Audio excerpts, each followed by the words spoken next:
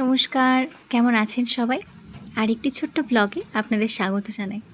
তো এই যে কারখানাটি আপনারা দেখতে পাচ্ছেন, এটি আমার দাদার কারখানা।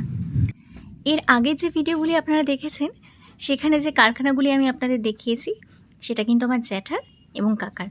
আর এই কারখানাটি আপনাদের আমি প্রথম দেখাচ্ছি।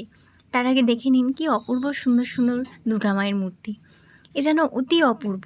যখন এটি রং বেরঙে সেজে উঠবে, তখন যেন এখান থেকে চোখ ফিরিয়ে ওঠাটা খুবই দুষ্কর হয়ে যাবে। চোখ ফেরানোই যাবে না, এত অপূর্ব দৃশ্য এই কারখানা ভর্তি থাকবে। তো একটু পরে আপনারা দেখতে পারবেন একজন ব্যক্তিকে।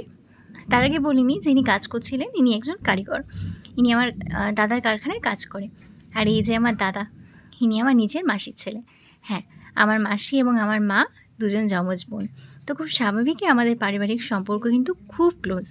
আর এই যে আপনারা দেখতে পাচ্ছেন একজন মহিলা এখানে বসেছিলেন, আসলে উনি আমার মাসি। উনি একটু অপ্রস্তুত অবস্থায় ছিলেন, সেই সময় ভিডিও করছিলাম, যার দরুন একটু লজ্জা পেয়ে গেলেন। আর এখানে দেখতে পাচ্ছেন এই যে বাংলা মূর্তি, এটা কিন্তু বাংলা মায়ের মূর্তি নয়, এটা একটা দুর্গার ছোট একটা রূপ, ছোট করে করা হয়েছে। আর গতদিনে আমি আপনাদের বলেছিলাম যে বাংলা মায়ের সিংহর মূর্তিটা, বিশেষ করে সিংহর মুখটা কেন ঘোরার মতো হয়, সেটা কিন্তু আমি আগামী দিনে আপনাদের সাথে শেয়ার করব। তো আজকের জন্য এইটুকুই। সকলকে ধন্যবাদ।